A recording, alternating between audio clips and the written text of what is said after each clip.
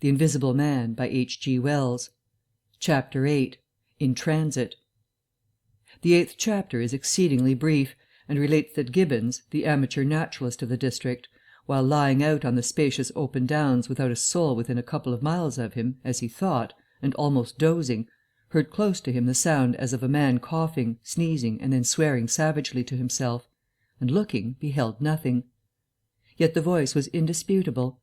It continued to swear with that breadth and variety that distinguishes the swearing of a cultivated man.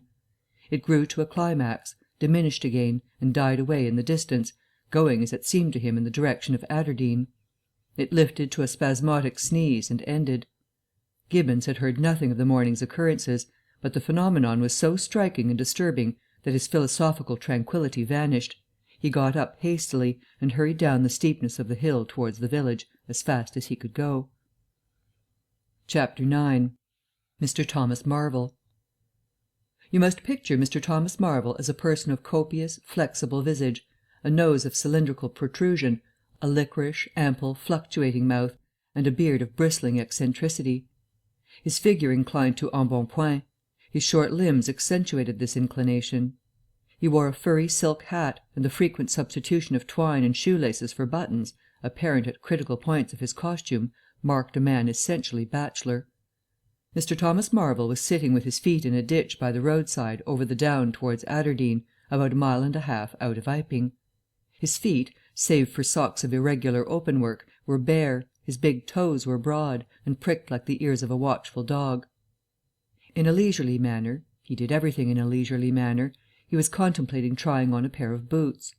They were the soundest boots he had come across for a long time, but too large for him, whereas the ones he had were, in dry weather, a very comfortable fit, but too thin-soled for damp. Mr. Marvel hated roomy shoes, but then he hated damp. He had never properly thought out which he hated most, and it was a pleasant day, and there was nothing better to do.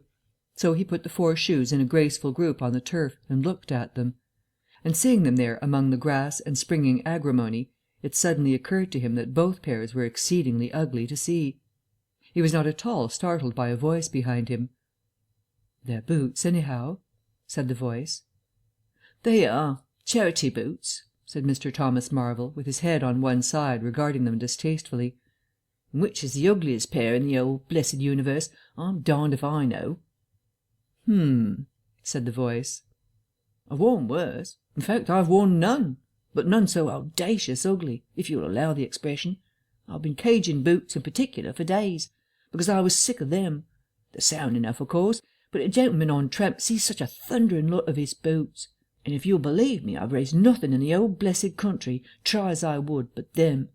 Look at 'em, and a good country for boots, too, in a general way. But it's just my promiscuous luck. I've got boots in this country 10 years or more, and then they treat you like this." "It's a beast of a country," said the voice, "and pigs for people." "Ain't it?" said Mr. Thomas Marvel. "Lor, but them boots, it beats it." He turned his head over his shoulder to the right to look at the boots of his interlocutor with a view to comparisons, and lo, where the boots of his interlocutor should have been, were neither legs nor boots. He was irradiated by the dawn of a great amazement. "Where are you?" said Mr. Thomas Marvel over his shoulder, and coming on all fours. He saw a stretch of empty downs, with the wind swaying the remote green-pointed furze bushes. "Am I drunk?" said Mr. Marvel. "Have I had visions? Was I talking to myself? What the—" "Don't be alarmed," said a voice. "None of your ventriloquising me," said Mr. Thomas Marvel, rising sharply to his feet. "Where are you? Alarmed, indeed." "Don't be alarmed," repeated the voice. "You'll be alarmed in a minute, you silly fool," said Mr. Thomas Marvel. "Where are you? Let me get my mark on you." "Are you buried?" said Mr. Thomas Marvel after an interval. There was no answer. Mr. Thomas Marvel stood bootless and amazed, his jacket nearly thrown off. "Pew!" said a peewit very remote. "Peewit, indeed," said Mr. Thomas Marvel. "This ain't no time for foolery." The down was desolate, east and west, north and south. The road, with its shallow ditches and white bordering stakes, ran smooth and empty north and south, and save for that peewit, the blue sky was empty too. So help me, said Mr. Thomas Marvel, shuffling his coat on to his shoulders again. It's the drink. I might have known. It's not the drink, said the voice. You keep your nerves steady. Ow, said Mr. Marvel, and his face grew white amidst its patches. It's the drink, his lips repeated noiselessly. He remained staring about him, rotating slowly backwards. I could have swore I heard a voice, he whispered. Of course you did. It's there again, said Mr. Marvel, closing his eyes and clasping his hand on his brow with a tragic gesture. He was suddenly taken by the collar and shaken violently, and left more dazed than ever. Don't be a fool, said the voice. I'm off my bloomin' jump, said Mr. Marvel. It's no good. It's fretting about them blasted boots. I'm off my blessed bloomin' jump. Or it's spirits. Neither one nor the other, said the voice. Listen. Jump, said Mr. Marvel. 1 minute, said the voice, penetratingly, tremulous with self-control. Well, said Mr. Thomas Marvel, with a strange feeling of having been dug in the chest by a finger. You think I'm just imagination? Just imagination? What else can you be? said Mr. Thomas Marvel, rubbing the back of his neck.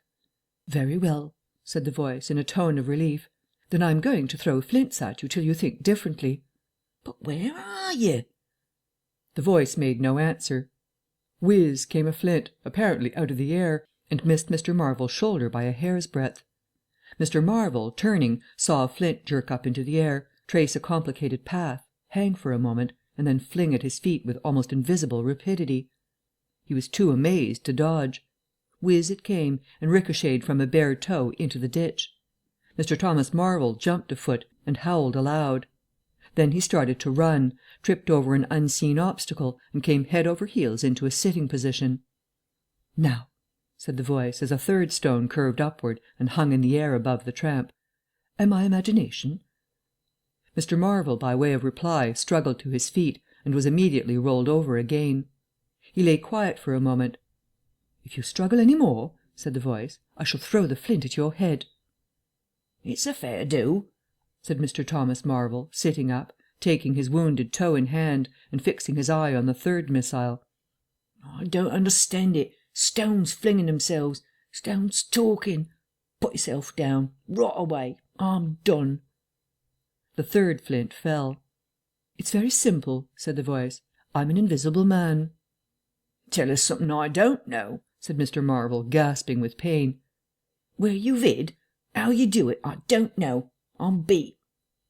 That's all, said the voice. I'm invisible. That's what I want you to understand. Anyone could see that. There's no need for you to be so confounded impatient, mister. Now then, give us a notion. How are you hid? I'm invisible. That's the great point. And what I want you to understand is this. But whereabouts? Interrupted Mr. Marvel. Here, 6 yards in front of you. Oh, come, I ain't blind. You'll be telling me next you're just thin air. I'm not one of your ignorant tramps.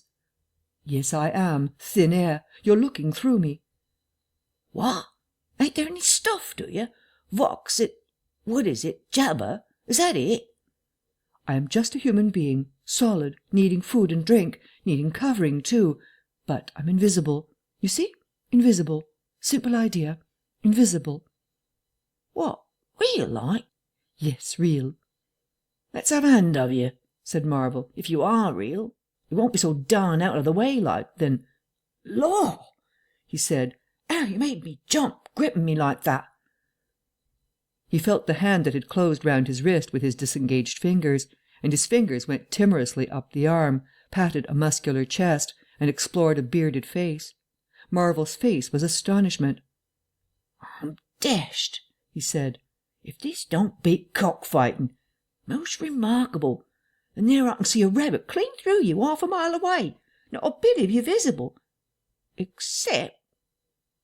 He scrutinized the apparently empty space keenly. You haven't been eating bread and cheese? He asked, holding the invisible arm. You're quite right, and it's not quite assimilated into the system. Ah, said Mr. Marvel. Sort of ghostly, though. Of course, all this isn't half so wonderful as you think. It's quite wonderful enough for my modest wants," said Mr. Thomas Marvel. "How d'ye manage it? How the deuce is it done?" "It's too long a story, and besides—" "I tell you, the whole business fairly beats me," said Mr. Marvel. "What I want to say at present is this. I need help. I have come to that. I came upon you suddenly. I was wandering, mad with rage, naked, impotent. I could have murdered. And I saw you." "Lord!" said Mr. Marvel. "I came up behind you, hesitated, went on." Mr. Marvel's expression was eloquent. "Then stopped. 'Here,' I said, 'is an outcast like myself. This is the man for me.' So I turned back and came to you. You. And—" "Lord!" said Mr. Marvel. "But I'm all in a tizzy. May I ask, how is it, and what you may be requiring in the way of help? Invisible!" "I want you to help me get clothes and shelter, and then, with other things. I've left them long enough. If you won't, well, but you will, must." "Look here," said Mr. Marvel. "I'm too flabbergasted. Don't knock me about any more, and leave me go. I must get steady a bit, and you've pretty near broken my toe. It's all so unreasonable. Empty downs, empty sky, nothing visible for miles except the bosom of nature, and then comes a voice out of heaven, and stones, and a fist. Lord!" "Pull yourself together," said the voice, "for you have to do the job I've chosen for you." Mr. Marvel blew out his cheeks, and his eyes were round. "I've chosen you," said the voice. "You are the only man, except some of those fools down there, who knows there is such a thing as an invisible man. You have to be my helper. Help me, and I will do great things for you. An invisible man is a man of power." He stopped for a moment to sneeze violently. "But if you betray me," he said, "if you fail to do as I direct you—" He paused and tapped Mr. Marvel's shoulder smartly. Mr. Marvel gave a yelp of terror at the touch. "Well, I don't want to betray you," said Mr. Marvel, edging away from the direction of the fingers. "Don't you go a-thinking that, whatever you do. All I want to do is to help you. Just tell me what I gotta do. Lord, whatever you want done, that I'm most willing to do." Chapter 10. Mr. Marvel's Visit to Iping. After the first gusty panic had spent itself, Iping became argumentative. Scepticism suddenly reared its head, rather nervous scepticism, not at all assured of its back, but scepticism nevertheless. It is so much easier not to believe in an invisible man, and those who had actually seen him dissolve into thin air, or felt the strength of his arm, could be counted on the fingers of 2 hands. And of these witnesses Mr. Wadgers was presently missing, having retired impregnably behind the bolts and bars of his own house, and Jaffers was lying stunned in the parlour of the Coach and Horses. Great and strange ideas transcending experience often have less effect upon men and women than smaller, more tangible considerations. Iping was gay with bunting, and everybody was in gala dress. Whit Monday had been looked forward to for a month or more. By the afternoon, even those who believed in the unseen were beginning to resume their little amusements in a tentative fashion, on the supposition that he had quite gone away, and with the sceptics he was already a jest. But people, sceptics and believers alike, were remarkably sociable all that day.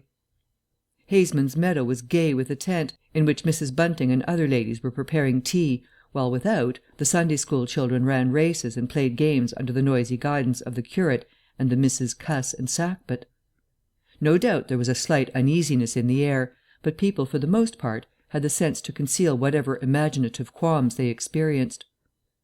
On the village green, an inclined strong rope, down which, clinging the while to a pulley-swung handle, one could be hurled violently against a sack at the other end, came in for considerable favour among the adolescents, as also did the swings and the cocoanut shies. There was also promenading, and the steam organ attached to a small roundabout filled the air with a pungent flavour of oil, and with equally pungent music. Members of the club, who had attended church in the morning, were splendid in badges of pink and green, and some of the gayer-minded had also adorned their bowler hats with brilliant coloured favours of ribbon. Old Fletcher, whose conceptions of holiday-making were severe, was visible through the jasmine about his window, or through the open door, whichever way you chose to look, poised delicately on a plank supported on 2 chairs, and whitewashing the ceiling of his front room. About 4 o'clock a stranger entered the village from the direction of the Downs.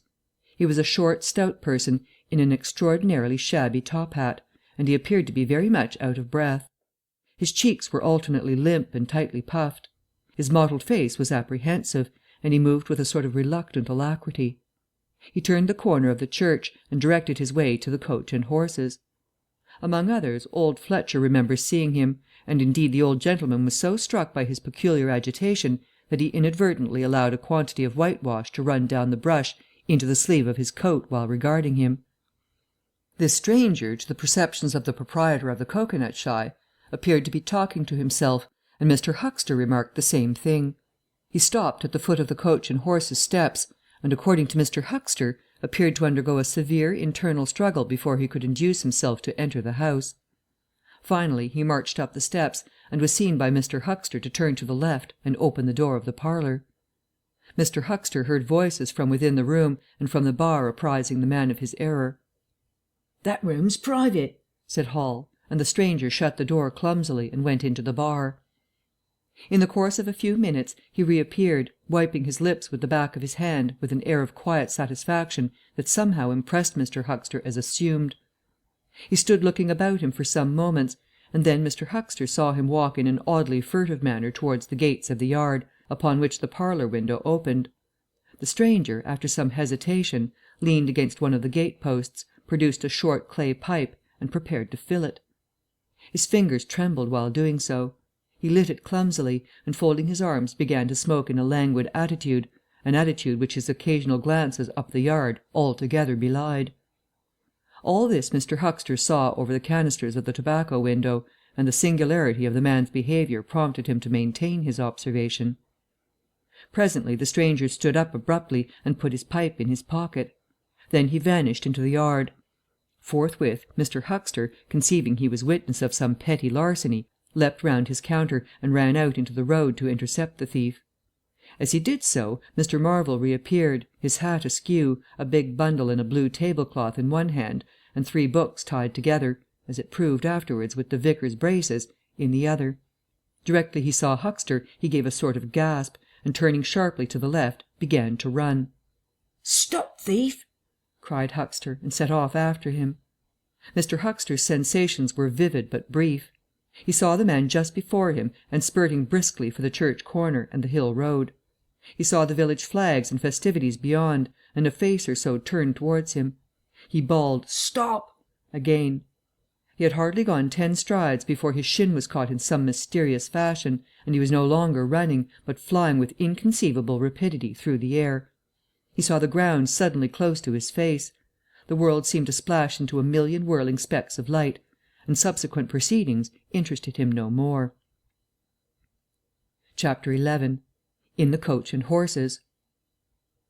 Now, in order clearly to understand what had happened in the inn, it is necessary to go back to the moment when Mr. Marvel first came into view of Mr. Huxter's window.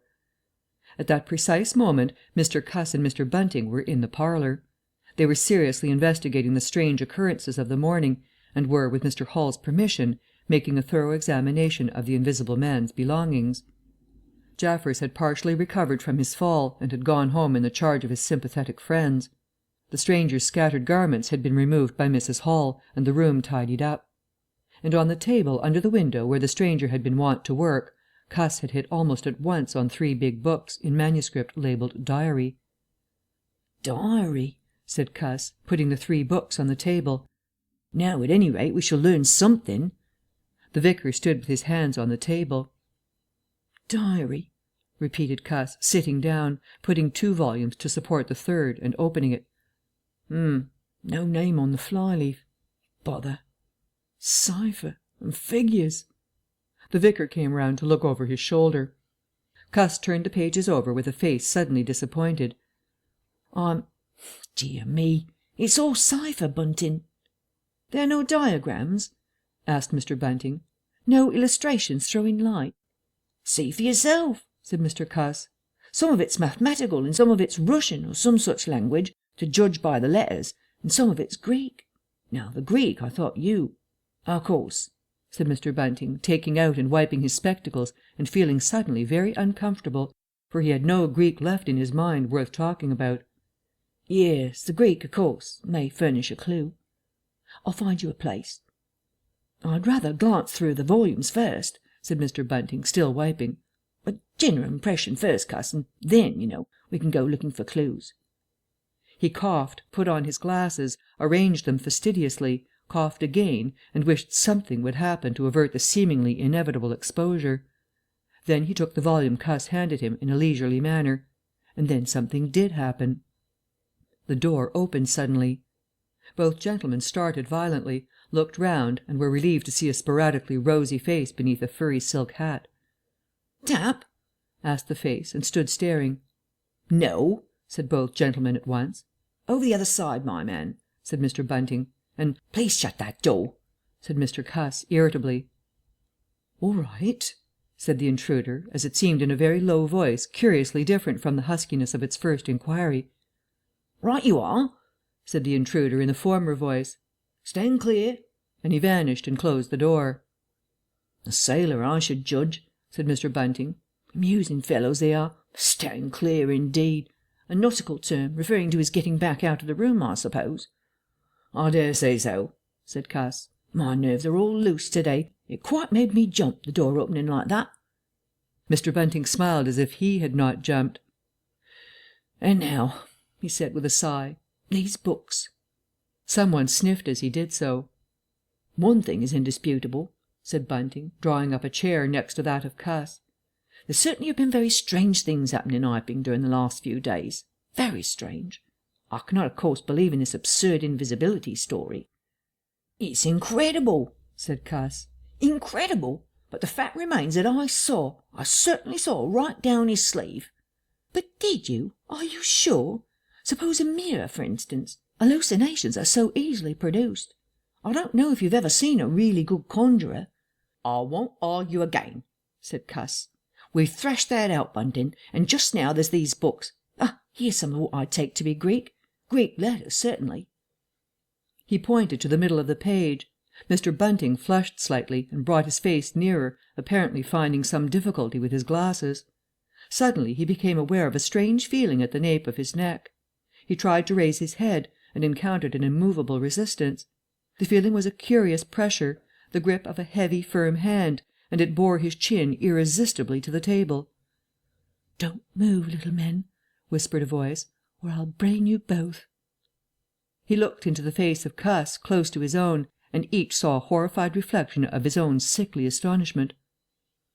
"I'm sorry to handle you so roughly," said the voice, "but it's unavoidable." "Since when did you learn to pry into an investigator's private memoranda?" said the voice, and two chins struck the table simultaneously, and two sets of teeth rattled. "Since when did you learn to invade the private rooms of a man in misfortune?" And the concussion was repeated. "Where have they put my clothes?" "Listen," said the voice. "The windows are fastened, and I've taken the key out of the door. I'm a fairly strong man, and I have the poker handy, besides being invisible. There's not the slightest doubt that I could kill you both and get away quite easily if I wanted to. Do you understand? Very well. If I let you go, will you promise not to try any nonsense and do what I tell you?" The vicar and the doctor looked at one another, and the doctor pulled a face. "Yes," said Mr. Bunting, and the doctor repeated it. Then the pressure on the necks relaxed, and the doctor and the vicar sat up, both very red in the face and wriggling their heads. "Please keep sitting where you are," said the Invisible Man. "Here's the poker, you see." "When I came into this room," continued the Invisible Man, after presenting the poker to the tip of the nose of each of his visitors, "I did not expect to find it occupied, and I expected to find, in addition to my books and memoranda, an outfit of clothing. Where is it? No, don't rise. I can see it's gone. Now, just at present, though the days are quite warm enough for an invisible man to run about stark, the evenings are quite chilly. I want clothing and other accommodation, and I must also have those 3 books." End of chapters 8 through 11.